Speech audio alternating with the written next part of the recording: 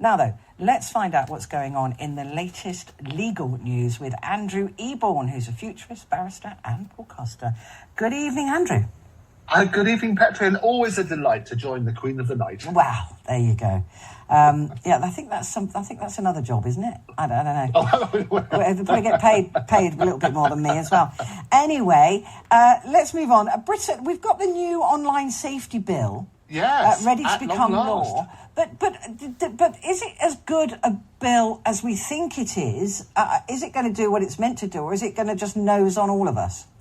Well, it's been going on, the discussions for this, for ages and ages. So basically, it was signed off by the Houses of Parliament yesterday, and the claim is that it will make the UK the safest place in the world to be online. And the way they're doing that is placing new obligations and duties on the various social media companies. So Technology Secretary Michelle Donnellan said it's a game-changing piece of legislation, and the government will take an enormous step forward in the mission to make the UK the safest place in the world to be online. And there's a number of sort of key obligations on social media platforms. They have to remove illegal content quickly and prevent it appearing in the first place. Obviously, for protection for children, they need to prevent accessing harmful and age-inappropriate content. There's also making sure that the risks and dangers posed to children on the largest social media platforms are more transparent, including publishing risk assessments and so on and so forth. So it is a giant step forward. And what's interesting as well, things like illegal content will have to be removed. And there's also the responsibility on social media platforms to enforce their promises that they make when you sign up. So saying that you can't have illegal content. You might recall in the last couple of weeks, we had things like the TikTok looting that went on places like Oxford Street and so on and so forth. And people could say, well, that was encouraging people to commit a crime. Well, you can turn around and say that the social media platforms will have an obligation to remove such content. I always worry, though, Andrew, when these things come up, because the devil is always in the detail. I don't believe that any law is always a good law. And often it's a quid pro quo. You don't get that sort of security without giving up, for example, your own privacy.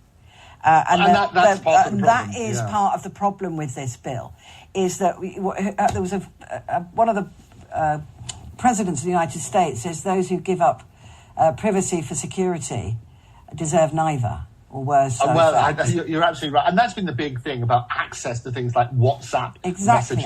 They shouldn't have access to that.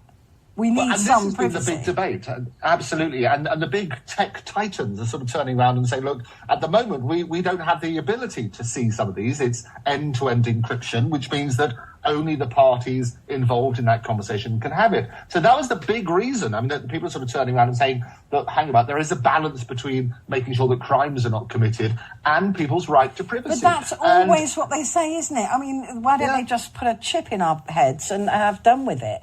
Because well, you say that. Elon Musk is after I know, he's after that already.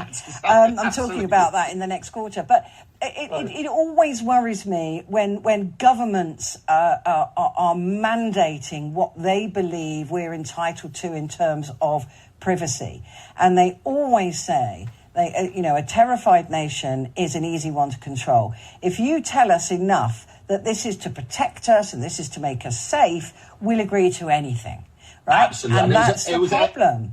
It's totally the problem. It's Edward Bernays, the father of PR, who said that if you want to sell anything, the best human emotion is fear. And you work on that sort of premise. So people are very scared, and you had lots of these examples we've had with escaped prisoners and basically CCTV footage. We're probably recorded about 70 times a day, they reckon, and we've got about 7 million CCTV in London, cameras. It's 200 to 300 times a day. There you go, exactly. And across the whole country where people are listening to you, it on average about 70 times, but in London even more so. So the reality is we're being tracked all the time. Our mobile phones can pinpoint us. But that doesn't make it right, does it? This is what people always say to me as an argument for even less privacy. Is, they know where you are anyway. They're not really interested in you. But when you've got a benign government, that's fine. But things can change. Germany lost democracy, in 6 months?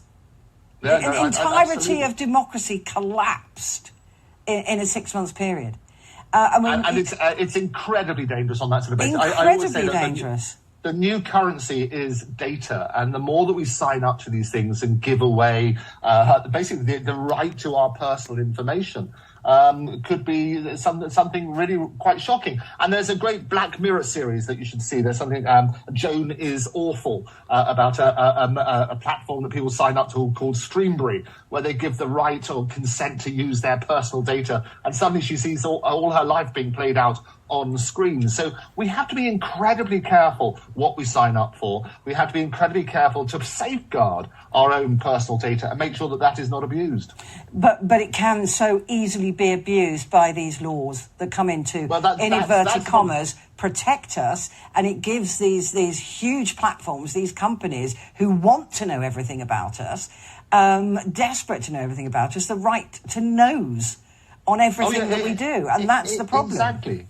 And the problem as well as this is the penalties for these social media platforms are enormous. Ofcom can fine them up to £18 million or 10% of their global annual revenue. But if you have a look at the figures for that, last year Meta made approximately $117 billion in revenue. It's nothing to them.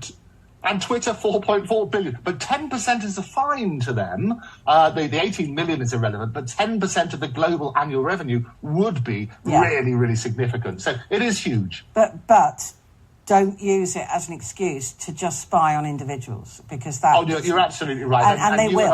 And they will. Because this law, for this for ages. This law actually clears them to do that in the future. And that's why so many people have spoken out about it, to make sure that we have to have those sort of safeguards. This is a bad law, I'm telling you. It will come back to haunt us. Freedom of speech. Here we go. Well, this is a good law, isn't it? This is a good Freedom law. of speech. The last one, terrible law. This one, good one. Don't blame me, Petrie. No, I'm not, but it is a bad law. There you go, absolutely. So the University Freedom of Speech Bill has become law. It's basically landmark legislation which will ensure universities protect and promote freedom of speech on campus, and basically encouraging economic freedom. What's interesting, however, is some friends of ours at the AFFS, which is the Alumni for Free Speech, they issued a Freedom of Information request to over 50 UK universities, basically to find out what they were spending on equality, diversity and inclusion, EDI, as opposed to what they're spending on free speech protection. And what happened is the results are even more stark than anticipated.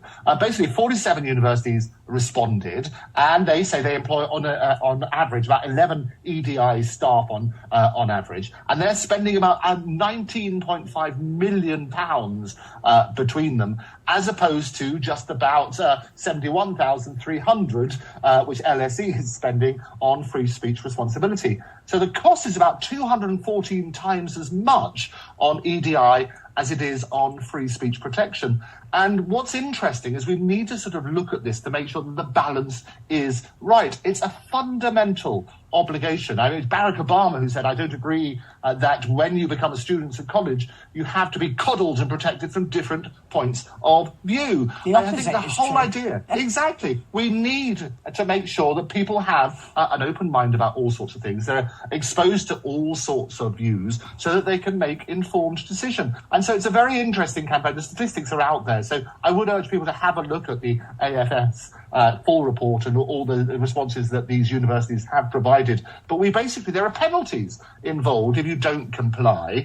And what it is English and Welsh universities are subject to statutory duties to protect free speech and academic freedom. And that's under the Human Rights Act of 1998. And that compelled speech, in other words, telling people what they must say, is unlawful. And free speech itself enjoys enhanced protection. And there are also things under the Equalities Act of 2010 and so on and so forth, which are designed to protect our freedoms and our freedom of speech. Good. We need more of that. And stop banning unpopular newspapers on campuses as well, because actually, if you don't read these unpopular papers, you can't know why they're unpopular. And people just go, oh, it's bad. Why is it bad? Oh, I don't know. It's just bad, which annoys me. Anyway, Keira Knightley. Let's move on to her. Keira Knightley, who irritates the absolute teeth out of me. I cannot she said such nice things about you, I doubt it. I cannot watch a single thing she's in. I don't know why. I just can't bear her. Anyway, she's planning to copyright her face. Well, what's exciting about this, and we've spoken about this previously, the massive advance, the seismic advance with artificial intelligence and the actors' strike, which is the first time that both the actors and writers have gone out since 1960. And one of the things front and centre is all about AI and basically the ability of AI to replicate humans. And it's been used for bringing back voices of late actors in Roadrunner and various other films. They can stitch together movie trailers, they can de-age actors, as we had Harrison Ford very recently looking 35, not 79 in his Back to the Future. And what's happened is people are genuinely concerned that AI will effectively replace them. Now, the way forward, Keira Knightley says she's not just worried about her voice, which can be done, but also about her face. And so she says she's going to plan to copyright her face, which is a slight misunderstanding of how it works. Yes, slightly. But what happens is this, is that you might remember I spoke to you previously about Bruce Willis, who has aphasia, and he basically could no longer act. He can no longer act, sadly. But he licensed his face to a Russian telecom company for a particular advertisement, and he made lots of money from it. So the way forward is exactly that. What we need is to understand how the technology works and to work out an appropriate mechanism so that we ensure that people are properly rewarded for that. So Keira Knightley is shining swan. Whatever your views on her personally, I think she's fabulous, and I think you're fabulous. I think everybody's fabulous. But the reality, there's just those actors. I just can't watch her. There's something smug about her that I just want to. No, I can't do it. I can't. But I'm sure she's great. I have nothing against her personally, but there you go. There are people who don't like me for the same reason, just for no reason. No, everybody loves you, Petrie. I don't believe it for a minute. Andrew, thank you so much. Andrew Eborn there, futurist, barrister and broadcaster. I won't be bothering to copyright my face. I don't think anybody would want it. On DAB+, on the app, Talk Radio and Talk TV.